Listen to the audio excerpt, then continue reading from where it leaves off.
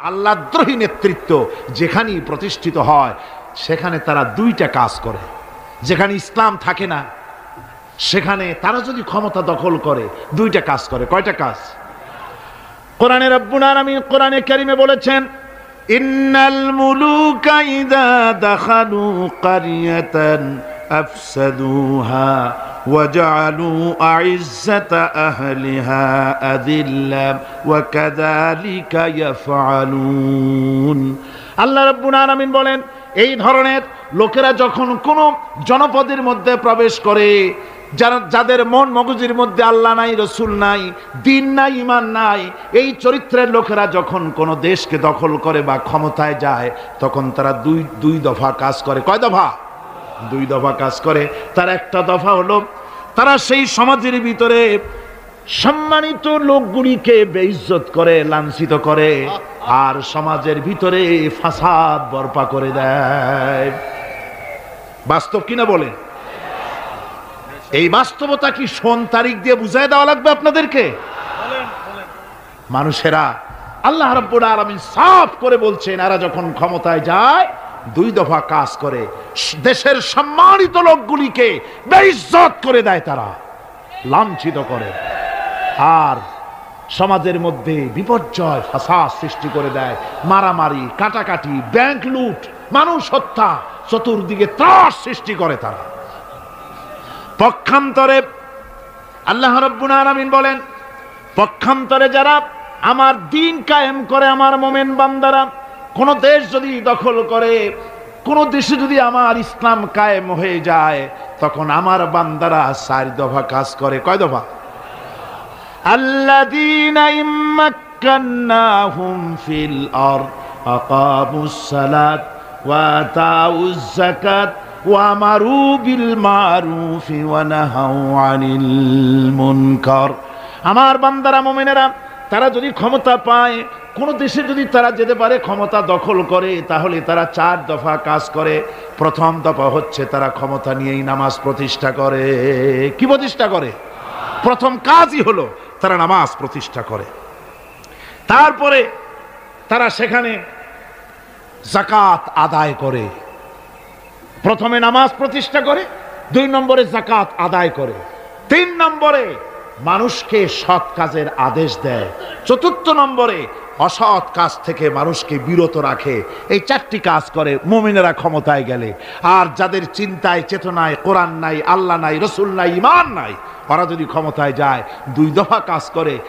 সম্মান ওরা লোকগুলোকে বেইজ্জত করে দেয়, জেল ভরে সব সম্মানিত লোক দিয়ে, বাড়িঘর লুটপাট করে সব সম্মানিত লোকদের, তাদেরকে জ্বালাবতন করে দেয়, আর সেখানে বিপর্যয়, মারামারি সৃষ্টি করে দেয়। এই জন্যে দুনিয়ায় যত পয়গম্বর এসেছেন, সমস্ত নবীরা তারা মানুষের কাছে দাওয়াত পেশ করেছেন। আল্লাহ রাব্বুল আলামিন বলেন, নবীরা দাওয়াত দিয়েছেন, ইয়া কাওমি ইবুদুল্লাহা মা লাকুম মিন ইলাহিন গায়রু। আল্লাহ রাব্বুল আলামিন বলেন, নবীরা যখন দুনিয়ায় যে নবী এসেছেন, মানুষকে দাওয়াত দিয়েছেন, ইয়া কওমি, হে আমার জাতি, হে আমার সম্প্রদায়, এক আল্লাহর গোলামি করো, তিনি ছাড়া তোমাদের কোনো প্রভু নাই, আইনদাতা নাই, বিধানদাতা নাই, তার আনুগত্য করো জীবনের সকল ক্ষেত্রে। কোরআনে কারীমে মুসলমানদেরকে বলা হয়েছে হিজবুল্লাহ। মুসলমানদেরকে কি বলা হয়েছে? হিজবুল্লাহ। হিজবুল্লাহ মানে কি? আল্লাহর সৈনিক। এই আল্লাহর সৈনিকদের, তাদেরকে আল্লাহ পাক এই পৃথিবীতে তাদের অস্তিত্ব প্রতিষ্ঠিত করেছেন কি কারণে? তার কারণ হচ্ছে রব্বুল আলামিন বলেছেন, কুনতুম খায়রা উম্মাতিন উখরিজাত লিন-নাসি তা'মুরুনা বিল মা'রুফি ওয়া তানহাউনা আনিল মুনকার। কুনতুম খায়রা উম্মাতিন, তোমরা শ্রেষ্ঠতম জাতি, শ্রেষ্ঠতম দল, মানুষের কল্যাণের জন্য তোমাদেরকে পৃথিবীতে প্রেরণ করা হয়েছে। কাজ কি? তা'মুরুনা বিল মারুফ, মানুষকে ভালো কাজের জন্য উৎসাহিত করো, ভালো কাজের আদেশ দাও। ওয়া তানহাউনা আনিল মুনকার, আর সমস্ত খারাপ কাজ থেকে মানুষকে ফিরায় রাখো। সুতরাং এই পৃথিবী থেকে জুলম, শোষণ, অশান্তি, বিপর্যয়, দুঃখ, তারপরে যুদ্ধ বিগ্রহ সবকিছুর বিরুদ্ধে মুসলমানদেরকে ঐক্যবদ্ধভাবে লড়াইয়ের ময়দানে আসতে হবে। কোরআনে কারিমে রব্বুল আলামিন কথা এভাবে বলেছেন, ওয়াকাতিলুহুম হাত্তা লা তাকুনা ফিতনাতুন ওয়া ইয়াকুনাদ দ্বীনু কুল্লুহু লিল্লাহ। আল্লাহ রাব্বুল আলামিন বলেন, সংগ্রাম করো, লড়াই করো ততক্ষণ পর্যন্ত যতক্ষণ না আমার দিন প্রতিষ্ঠিত হয়ে যায় আর মানুষের তৈরি করা মতবাদের শেষ শিকড়টুকুনো যতক্ষণ মূলোৎপাটিত না হয় ততক্ষণ পর্যন্ত আমার দিন প্রতিষ্ঠার জন্য লড়াই করো। ও মুসলমানেরা, যারা মুসলমান এই লড়াই এই জিহাদের দায়িত্ব যদি গ্রহণ না করে, মুসলমানেরা যদি ঈমানের এই দায়িত্ব কবুল না করে, আল্লাহর দিন প্রতিষ্ঠার জন্য যদি সংগ্রাম না করে, রব্বুল আলামিন বলেন, ইল্লা তাফআলুহু তাকুন ফিতনাতুন ফিল আরদি ওয়া ফাসাদুন কাবীর। ইল্লা তাফআলুহু, যদি তোমরা তা না করো তাহলে মনে রেখে দিও বিরাট বিপর্যয়, ভাঙন, মুসিবতের সম্মুখীন তোমাদের হতে হবে। পৃথিবীর মুসলমানেরা, আজ আমরা এই দায়িত্ব পালন করছি না বলে আমাদের সামনে এই বিরাট মুসিবত এসেছে বিশ্ব জুড়ে, ঠিক কিনা কর? একটু জোরে সোরে জিকির করেন, লা ইলাহা ইল্লাল্লাহ, লা ইলাহা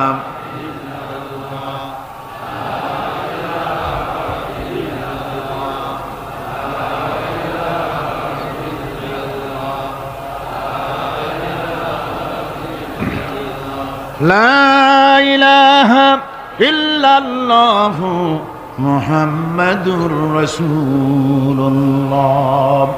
আমার এতক্ষণের আলোচনার দ্বারা একথা আমার মনে হয় আপনারা বুঝতে পেরেছেন যে অনৈসলামিক শাসন ব্যবস্থার মূলোৎপাটন করে সেখানে ইসলামী রাষ্ট্র প্রতিষ্ঠা করাটাই হলো মুসলমানদের সবচেয়ে বড় দায়িত্ব। আর এটাই হলো জিহাদের মূল উদ্দেশ্য। কথা বুঝতে পেরেছেন? জিহাদের উদ্দেশ্য কোনো দেশ দখল করে সেখানকার প্রেসিডেন্ট আমরা হব, সেখানের মাল সম্পদ লুটপাট করে নেব, এটা জিহাদের উদ্দেশ্য নয়। জিহাদের উদ্দেশ্যই হলো মানুষের তৈরি করা মতবাদ উৎখাত করে আল্লাহর দ্বীন প্রতিষ্ঠিত করা, এটাই হলো জিহাদের মূল উদ্দেশ্য। আর এই উদ্দেশ্য নিয়ে পৃথিবীর মানুষ যেখানেই মুসিবতে আছে, যে জায়গায় বিপদে আছে, যে জায়গায় কষ্টে আছে, সেখানেই মুসলমানদেরকে ঝাঁপিয়ে পড়তে হবে। রাসূলুল্লাহ বলেছেন, পৃথিবীর সমস্ত মুসলমানেরা হচ্ছে কাজাসাদিন ওয়াহিদ, একটা বডির মতো। মুসলমান কি? একটা শরীরের মতো। তার পায়ের তলায় কাটা ফুটলে মাথায় খবর হয়, মাথায় কাটা ফুটলে পায়ের তলায় খবর হয়। কিন্তু পায়ের তলায় কাটা ফুটলে যদি মাথায় টেন না পায়, মাথার চুল ধরে টানলে যদি পায়ে টেন না পায়, তাহলে কি হয়েছে লোকটি? জি, প্যারালাইসিস হয়ে গেছে, পক্ষাঘাত হয়ে গেছে। আমার মুসলমান ভাইয়েরা, বসনিয়ার মুসলমানদেরকে মারা হচ্ছে, বসনিয়ার নারীদেরকে ধর্ষণ করা হচ্ছে, কচি কচি মাসুম বেগুনা বাচ্চাদেরকে জবাই করা হচ্ছে।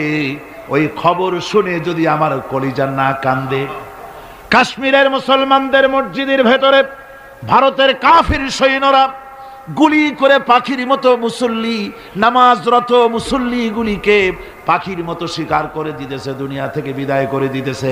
এ খবর শোনার পর মুসলমানদের কলিজায় যদি আগুন না লাগে, তাহলে মনে করতে হবে ইমানে প্যারালাইসিস হয়ে গেছে, ইমানটাই প্যারালাইসিস হয়ে গেছে।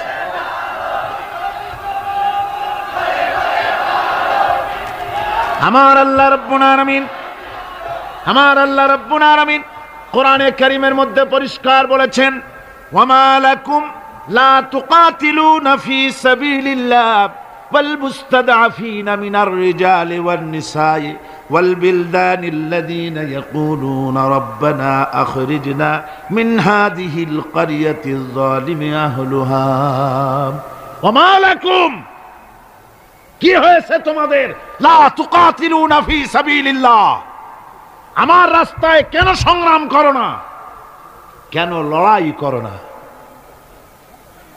ওয়াল মুস্তাদআফিন মিনার রিজাল, যেখানে নিপীড়িত, নিগৃহীত, আবাল বৃদ্ধ বনিতা পুরুষ নারী কচি কচি শিশু নির্যাতনে অতিষ্ঠ হয়ে আমার দরবারে ফরিয়াদ করে বলছে, আয় আল্লাহ, এই জালিমের জনপদ থেকে আমাদেরকে মুক্ত করো। এভাবে যখন কান্দে, ও মুসলমানেরা, তোমাদের কি হলো? তোমরা কেন ঝাঁপিয়ে পড়ো না তাদের সপক্ষে? কেন লড়াই করো না? ভাইরা আমার, সারা বিশ্ব জুড়ে মুসলমানদের উপরে নির্যাতন চলছে। এই নির্যাতনের বিরুদ্ধে মুসলমানদেরকে ঐক্যবদ্ধ হতে হবে দ্বীন প্রতিষ্ঠা করার জন্য। দ্বীন যদি প্রতিষ্ঠিত হয় তাহলে নির্যাতন বন্ধ হয়ে যাবে, শয়তানি বদমাশি সব বন্ধ হয়ে গিয়ে সুখ এবং শান্তি প্রতিষ্ঠিত হবে। এই জন্য ইসলামে জিহাদের স্তর সম্পর্কে বলা হয়েছে।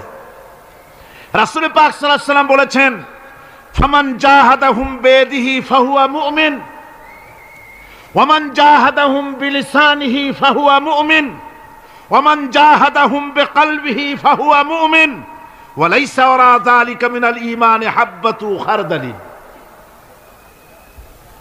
মুসলিম শরীফের হাদিস। আল্লাহর নবী বলতেছেন, যে ব্যক্তি অন্যায়ের বিরুদ্ধে হাত দিয়ে লড়াই করবে সে ব্যক্তি মুমিন। যে মুখ দিয়ে কথা বলবে এটার বিরুদ্ধে সেও মুমিন। যে ব্যক্তি মনে মনে এটাকে ঘৃণা করবে সেও মুমিন।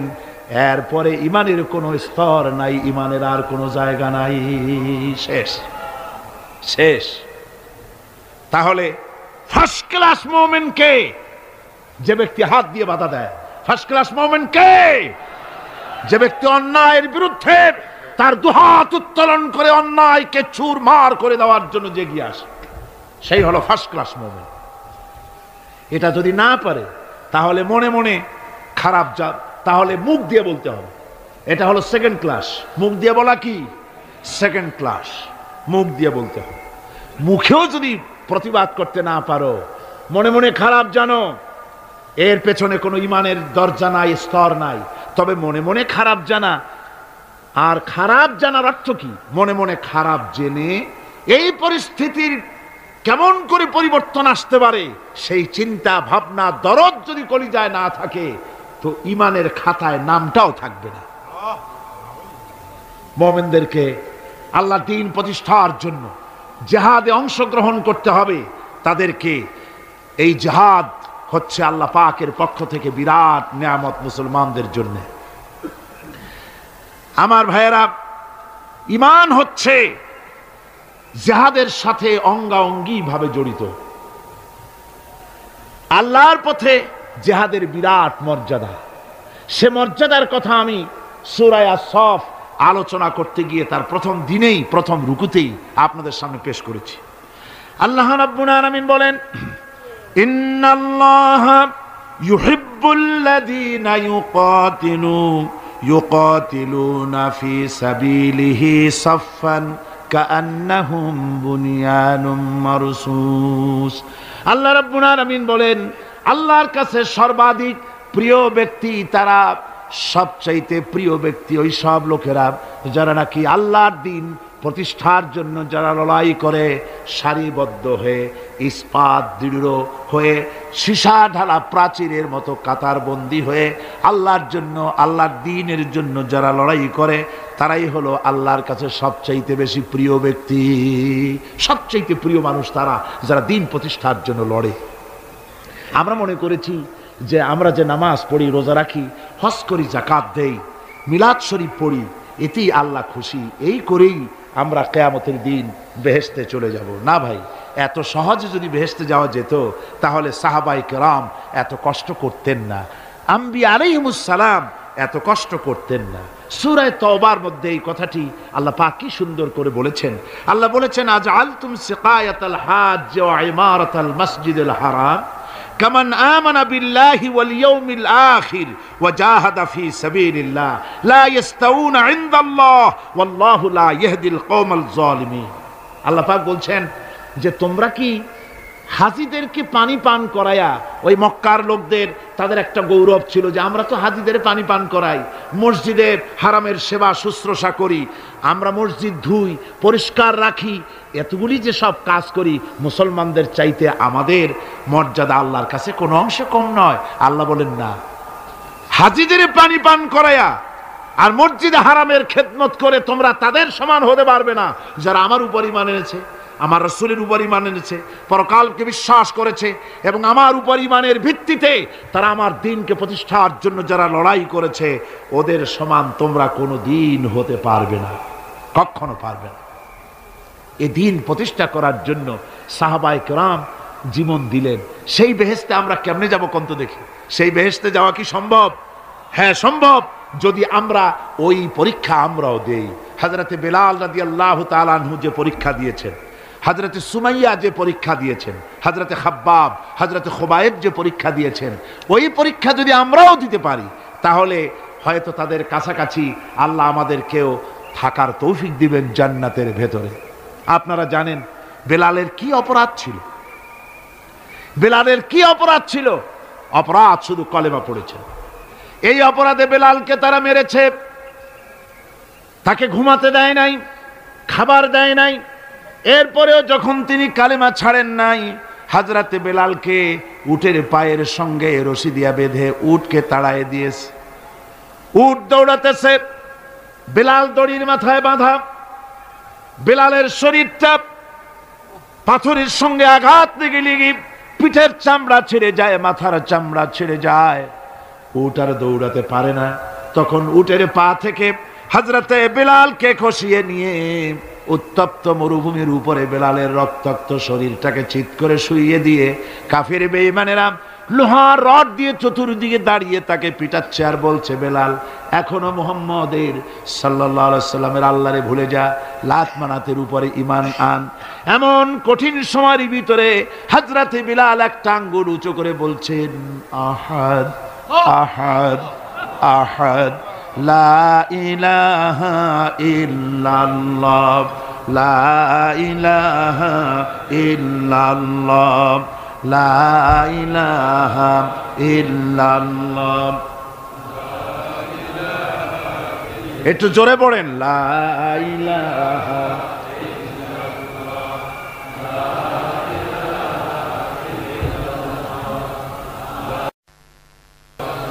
লা ইলাহা ইল্লাল্লাহু মুহাম্মাদুর রাসূলুল্লাহ। আমার ভাইরা, ওরা হযরতে খাব্বাবকে বেঁধেছে, খুঁটির সাথে বেঁধে চতুর্দিক থেকে তীর নিক্ষেপ করছে, তরবারি মারতেছে, শরীরের গোশত টুকরা টুকরা হয়ে পড়তেছে। এরপরে কাফেরের নেতা বলতেছে, থামো, একটা কথা বলে নেই। জিজ্ঞেস করছে, খাব্বাব তোমাকে ছেড়ে দিতে পারি একটা শর্ত যদি মানো, তোমার পরিবর্তে এখানে এনে আল্লাহর নবীকে, তোমাদের নবীকে এনে বাঁধবো, তার উপর অত্যাচার করব, এটা যদি মানো তোমারে ছেড়ে দিতে পারি। এতক্ষণ ধরে যিনি তীর তরবারির আঘাত নীরবে সহ্য করতেছিলেন, এখন মানুষের এই কথার আঘাত তিনি সহ্য করতে পারলেন না। হযরতে খাব্বাব ডাক দিয়া বলেন, ও কাফির বেঈমানেরা শোনো, তোমাদের হাত দিয়া আল্লাহর নবীকে এখানে এনে, তোমাদের হাত দিয়ে তীর তরবারি তো দূরের কথা, তোমাদের নাপাক হাত দিয়া আল্লাহর নবীর গায়ে যদি একটা ফুলও নিক্ষেপ করো, আমার শরীরের ভিতরে এক ফোঁটা রক্ত থাকতে আমি তা বরদাস্ত করব না। চতুর্দিক থেকে মার আরম্ভ হয়ে গেল, গায়ের গোশত পড়ে যায়। হযরতে খাব্বাব মনে করলেন এখন তো আর জীবন বাঁচবে না, বুঝি মরে যাব। তিনি তখন বললেন, রব্বুল আলামিন, আমার তো সময় হয়ে এসেছে বোধহয়, আমার এখন জীবনের শেষ মুহূর্তে আমার মন চায় যদি দুইটা সেজদা তোমারে দিতে পারতাম, 2 রাকাত নামাজ যদি পড়তে পারতাম, জীবনটা আমার খুশি হয়ে যেত। কিন্তু আমি বান্ধা, কেমন করে আমি সেজদা দেব? সেজদা দেওয়ার কোনো উপায় আমার নাই। তবে কাবা শরীফের দিকে আমার মুখ ঘুরানো আছে, আমি আমার মাথাটা একটুখানি নিচু করে নিলাম। আমার এই মাথা নিচু করাকে আমার জীবনের শেষ সেজদা হিসাবে ধরে নিও। কাফির বেঈমানেরা হযরতে খাব্বাবের মাথা ধরি অন্যদিকে ঘুরিয়ে দিল। হযরতে খাব্বাব পড়লেন ফাইনামা তুওয়াল্লু ফাসাম্মা ওয়াজহুল্লাহ, যেদিকেই মুখ ঘুরাও সেদিকেই আল্লাহ, আল্লাহ ছাড়া কোনো দিক নাই। আমার ভাইরা, এই জিহাদে এত বড় ফজিলত আল্লাহ রাব্বুল আলামিন রেখেছেন। দ্বীন প্রতিষ্ঠার জন্য যারা লড়ে আল্লাহ পাক তাদের জন্য বিরাট নিয়ামত রেখেছেন। সুবহানাল্লাহ পড়ে লা তামাসসুহান নারু আইনুন বাকাত মিন খাশিয়াতিল্লাহ ওয়া আইনুন বাতাত তাহরিসু ফি সাবিলিল্লাহ, রাওয়াহু তিরমিজি। হযরত ইবনে আব্বাস রাদিয়াল্লাহু তাআলা তিনি বলছেন, আমি রাসূলুল্লাহকে বলতে শুনেছি আল্লাহর নবী বলেছেন, দুইটি চোখকে জাহান্নামের আগুন দুইটা চোখকে স্পর্শ করবে না। একটা চোখ হচ্ছে গভীর রাত্রে যারা আল্লাহর ভয়তে জাহান্নামের ভয়তে যারা কান্দে, জাহান্নামের আগুন ওই চক্ষুকে স্পর্শ করবে না। আর যারা দ্বীন প্রতিষ্ঠার জন্য, আল্লাহর দ্বীন কায়েমের জন্য ময়দানে যারা লড়াই করে, রাতের বেলায় পাহারা দেয়, ওই পাহারারত চোখের মধ্যে জাহান্নামের আগুন ওই চোখে স্পর্শ করবে না। আমার ভাইরা, হযরত উসমান রাদিয়াল্লাহু তাআলা আনহু বলছেন, মান রাবাতা লাইলাতান ফি সাবিলিল্লাহ কানাত কাআলফি লাইলাতিন সিয়ামুহা ওয়া কিয়ামুহা। হাজার রাত ধরে রোজা রাখলে, হাজার রাত ধরে ইবাদত করলে, আর হাজার দিন ধরে রোজা রাখলে যে সওয়াব হবে, একটা ঘন্টা একটা রাত যদি কেউ পাহারা দেয় আল্লাহর দ্বীনকে প্রতিষ্ঠার জন্য, আল্লাহর দ্বীনের কোন ইসলামী রাষ্ট্রের প্রহরায় যদি কেউ যদি থাকে, একটা রাতে পাহারা দিয়ে যে সওয়াব হবে, হাজার হাজার বছর ধরে নামাজ রোজা করে ওই সওয়াব পাওয়া যাবে না। সুবহানাল্লাহ। অর্থাৎ হাজার বছর ধরে নামাজ রোজা করার মতোই সওয়াব পাহারা দেওয়া আল্লাহর দ্বীনের ইসলামের রাষ্ট্রকে। বন্ধুগণ, রাসূল পাক সাল্লাল্লাহু আলাইহি ওয়াসাল্লাম তিনি বলেছেন, কিয়ামতের দিন জাহান্নামের আগুন আর জিহাদের ময়দানের ধুলি, এ দুটি একসঙ্গে কোন মানুষের পেটের মধ্যে প্রবেশ করবে না। রাসূল পাক সাল্লাল্লাহু আলাইহি ওয়াসাল্লামের একটি হাদিস যা মিশকাত শরীফের মধ্যে বর্ণিত আছে। মিশকাত শরীফের সম্ভবত 336 পৃষ্ঠায় এই হাদিসটি বর্ণনা করা হয়েছে যে হযরত ইবনে আয়েশ রাদিয়াল্লাহু তাআলা আনহু হচ্ছেন এই হাদিসের রাবী। তিনি বলছেন, একবার হুজুর সাল্লাল্লাহু আলাইহি ওয়াসাল্লাম এক ব্যক্তির জানাজায় গিয়ে উপস্থিত হলেন। হযরত ওমর রাদিয়াল্লাহু তাআলা আনহু তখন হুজুরকে বললেন, হে রাসূল, আপনি এই লোকটার জানাজা পড়বেন? এই লোক তো ইসলামের এই ক্ষতি করেছে, সেই ক্ষতি করেছে, অমুক করেছে, এই লোকটার আপনি জানাজা পড়বেন? হুজুর তখন উপস্থিত লোকদের জিজ্ঞেস করলেন, হাজিরিন, তোমরা কি কেউ এই লোকটাকে কোনো ইসলামের ভালো কাজ করতে দেখেছো? একজন লোক দাঁড়িয়ে গেলেন, তিনি বললেন, হে আল্লাহর নবী, আমি সাক্ষী, আমি দেখেছি। একটা মুজাহিদ বাহিনী জিহাদ করে ফিরতে ছিল, তো এক জায়গায় তারা ডেরা গাড়লো, শিবিরে স্থাপন করলো রাত কাটাবে বলে। আমি দেখেছি এই লোকটি সারা রাত সেই মুজাহিদদেরকে, সাহাবীদেরকে সারা রাত জেগে জেগে পাহারা দিয়েছে। আল্লাহর নবী জানাজার ইমামতি করলেন, আর এরপরে তাকে কবরের মধ্যে মাদফুন করে দিয়ে নবীজি তার কবরের পাশে দাঁড়িয়ে বললেন, ইন্না আসহাবাকা ইয়াজুন্নুনা আন্নাকা মিন আহলিন নার ওয়া আনা আশহাদু আন্নাকা মিন আহলিল জান্নাহ। নবীজি বলছেন, ও কবরবাসী, তোমার সাথীরা মনে করে তুমি জাহান্নামী, আর আমি নবী মুহাম্মদ সাল্লাল্লাহু আলাইহি ওয়াসাল্লাম সাক্ষী দিচ্ছি তুমি বেশক আল্লাহর বেহেশতি, তুমি অবশ্যই আল্লাহর জান্নাতে যাবে। এরপর হযরত ওমরের দিকে ফিরে রাসূলুল্লাহ বললেন, ওমর, মানুষের শুধু বাহ্য দৃশ্যটাই দেখো না, তার অন্তরের জজবাটাকেও কদর করো। সুবহানাল্লাহ বিহামদিহি।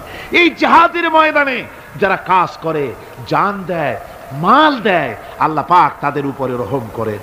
এই জিহাদ হচ্ছে এক অগ্নি পরীক্ষা। এই জিহাদটা কি? অগ্নি পরীক্ষা। এমনি এমনি বেহেশতে যাওয়া যাবে না ভাই। আল্লাহ রাব্বুল আলামিন কোরআনে কারীমের মধ্যে বলেছেন, আহাসিবান নাসু আইয়ুতরাকু আইয়াকুলু আমান্না ওয়া হুম লা ইফতানুন। লোকেরা কি ভেবেছে নাকি যে ঈমান এনেছি এই কথাটা বললেই আমি বেহেশত দিয়ে দিব, মুমিন বলে সার্টিফাই করব? না, যখনই তারা বলবে আমি মুমিন, আমি তখন তাকে অবশ্যই পরীক্ষা করব, এই পরীক্ষায় তাকে পাশ করতে হবে। কোরআনে কারীমে আল্লাহ রাব্বুল আলামিন অনেক জায়গায় এই কথাগুলি বলেছেন। এমনি এমনি ছেড়ে দেওয়া হবে না। আমি অতীতের লোকদেরকেও পরীক্ষা করেছি, তোমাদেরকেও পরীক্ষা করব। পরীক্ষা না দিয়ে কেউ তোমরা বেহেশতে যেতে পারবে না। এই জমিনে তোমাদের আগুনের পরীক্ষা দিতে হবে। পয়গম্বরেরা কষ্ট করেছেন, সাহাবায়ে কিরাম কষ্ট করেছেন। আল্লাহ রাব্বুল আলামিন তিনি বলছেন, আম হাসিবতুম আন তাদখুলুল জান্নাতা ওয়ালাম্মা ইয়াতিকুম মাসালুল লাযিনা খালাউ মিন ক্বাবলিকুম মাসাতহুমুল বাসাউ ওয়াদ-দাররাউ ওয়া যুলজিলু হাত্তা ইয়াকুলার রাসূলু والذين معه متى نصر الله ألا إن نصر الله قريب। আল্লাহ রাব্বুল আলামিন বলেন, তোমরা কি মনে করেছো যে তোমরা বেহেশতে প্রবেশ করবে, অথচ তোমাদের পূর্বে যারা এই পৃথিবীতে এসেছিল তাদেরকে আমি যেমন পরীক্ষা করেছি ওরকম পরীক্ষা এখনো তোমাদের উপরে আসে নাই, ওরকম বিপদও আসে নাই, মুসিবতও আসে নাই। এমন বিপদ এসেছিল নবীদের উপরে, সাহাবায়ে কিরামদের উপরে, যে বিপদে মানুষ জর্জরিত হয়ে গিয়ে নবী এবং তার সাথী সঙ্গীরা এ কথা তারা মুখ থেকে বেরিয়ে গেছে, মাতা নাসরুল্লাহ, আয় আল্লাহ তোমার মদত কখন আসবে, তোমার মদত কখন আসবে। মার খেতে খেতে তো শেষ হয়ে গেলাম। এইভাবে যখন মার আসে চতুর্দিক থেকে আর মুমিনেরা ময়দানে পা জমায়ে টিকে থাকে দিন প্রতিষ্ঠার জন্য, আল্লাহ তখন খুশি হয়ে এক সময় ঘোষণা করে দিবেন, আলা ইন্না নাসরাল্লাহি করিব, আর দেরি নাই, আমার মদত আমার সাহায্য তোমাদের জন্য অবধারিত। সুবহানাল্লাহ। আমার ভাইরা, বিষয়টা সহজ নয়। শুধু দুইটা সেজদা দিয়া, শুধু তাহাজ্জুদের কিছু নামাজ পড়িয়া আল্লাহর জান্নাতে যাওয়া এত সহজ নয়। রাস্তা খুব কঠিন, রাস্তা খুব। ये शहादत गाहे उल्फत में कदम रखना, ये शहादत गाहे उल्फत में कदम रखना, लोग समझते हैं आसान है मुसलमान होना।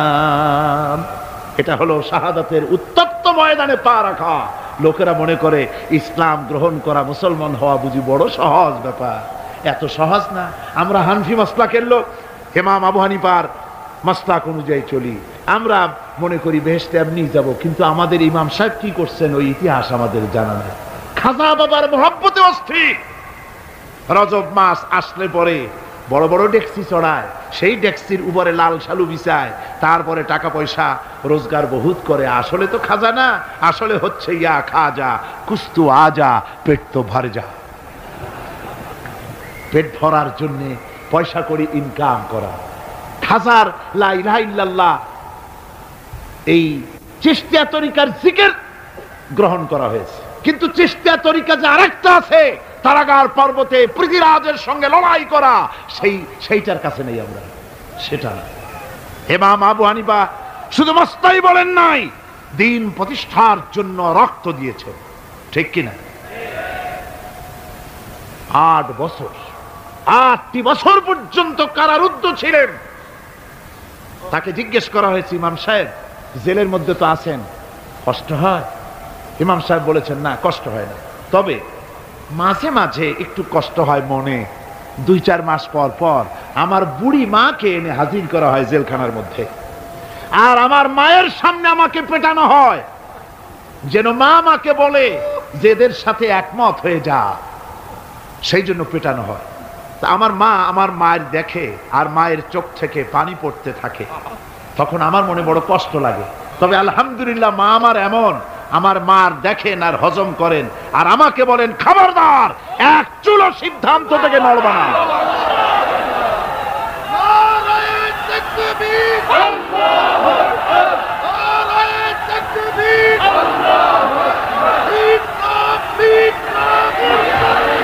আমার ভাইরা, ইমাম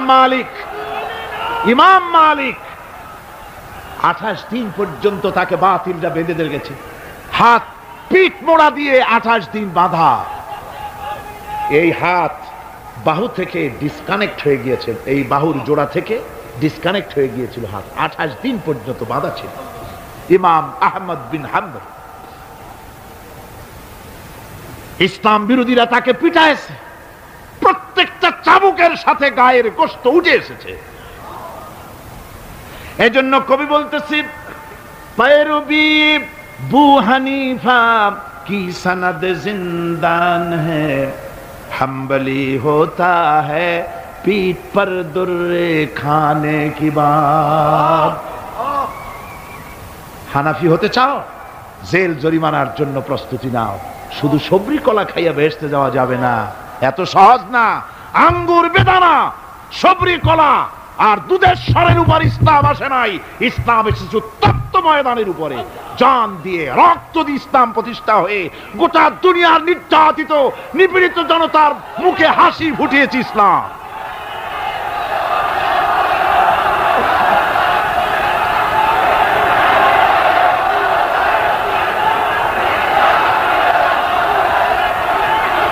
আমার ভাইয়েরা, এই জিহাদ যখন শুরু হয়ে যাবে, মুসলমানেরা যখন আল্লাহর দয় বিধান কায়েমের জন্য যখন লড়াইয়ের ময়দানে যখন ঝাঁপায়া পড়বে, সে ময়দানে যদি তাদের অস্ত্র কম থাকে, জনসংখ্যা কম থাকে, আল্লাহ রাব্বুল আলামিন ওয়াদা করেছেন, ওয়া কানা হাক্কান আলাইনা নাসরুল মুমিনিন। আল্লাহ রাব্বুল আলামিন বলেন, মুমিনরা যখন বিপদে পড়ে যায় তখন মুমিনদের সাহায্য করা আমি আল্লাহর জন্য ওয়াজিব হয়ে যায়। আমি আল্লাহর জন্য ওয়াজিব। আমার মুমিন ময়দানে মার খাবে আমার দ্বীনের জন্য, আর আমি তাকায় তাকে দেখব না, তা হবে না। প্রাথমিক পর্যায়ে দেখব যে তোমরা আসলেই দ্বীন প্রতিষ্ঠার জন্য লড়ো কিনা। তোমাদের বিবি বাল বাচ্চা তোমাদের সামনে শেষ হবে, ঘর বাড়ি জ্বলে যাবে, চাকরি যাবে, সব যাবে, তারপরেও আমার দ্বীন প্রতিষ্ঠার জন্য ময়দানে টিকে থাকো কিনা। যদি তা থাকো তাহলে আমার মদদ অবশ্যম্ভব। আর কাফিরদের বিরুদ্ধে বিজয়ের জন্য রব্বুল আলামিন বলেছেন, ওয়া কাফাল্লাহুল মুমিনিনাল কিতালা ওয়া কানাল্লাহু কাবিয়ান আজিজা। কাফেরদের বিরুদ্ধে লড়াইয়ের ময়দানে মুসলমানদেরকে সাহায্য করার জন্য আল্লাহই যথেষ্ট। কে যথেষ্ট? আল্লাহ যথেষ্ট।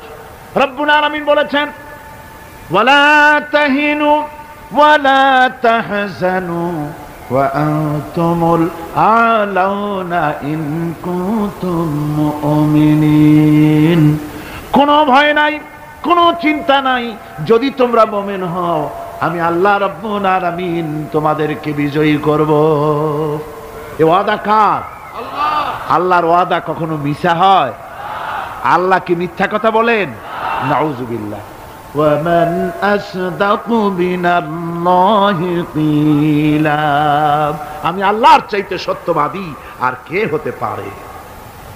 আল্লাহ পাক বলছেন, আমি সাহায্য করব তোমাদেরকে, যদি প্রয়োজন হয় তাহলে আমি ফেরেশতা দিয়ে সাহায্য করব। সুবহানাল্লাহ বলেন। আল্লাহ রাব্বুল আলামিন সূরা আল-আনফালের ভিতরে ঘোষণা করেছেন, দুনিয়ার মানুষকে তিনি শুনায় দিচ্ছেন নবীজির সঙ্গে সাহায্যের ব্যাপারে যে কথাবার্তাগুলি হয়েছিল। ইয তাস্তাগীসুনা রাব্বাকুম ফাস্তাজাবা লাকুম আন্নী মুমিদ্দুকুম বিআলফিম মিনাল মালাইকাতি মুরদিফিন। স্মরণ করো সেই সময়ের কথা যখন তোমরা আমার কাছে কাকুতি বিনীত করে সাহায্য কামনা করতেছিলে যে আমাদেরকে 1000 ফেরেশতা দিয়ে সাহায্য করা হোক। আল্লাহ পাক বলেন, আমি ফেরেশতা দিয়ে তোমাদেরকে ময়দানে সাহায্য করেছি, জিহাদের ময়দানে। সুবহানাল্লাহি বিহামদিহি। আল্লাহ রাব্বুল আলামিন বলেন, তোমরা যখন সাহায্য প্রার্থনা করেছিলে আমি সাহায্য তোমাদের দিয়েছি।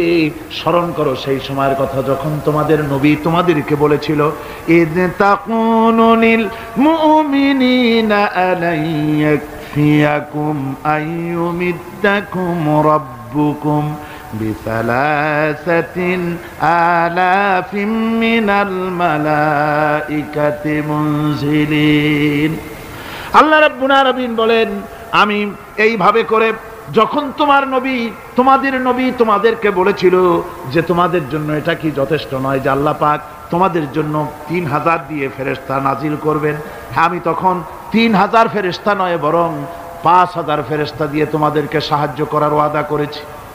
3000 নয়, 5000 চিহ্নযুক্ত ফেরেশতা নাজিল করে দিয়ে তোমাদের সাহায্য করব বলে আমি ওয়াদা করেছি।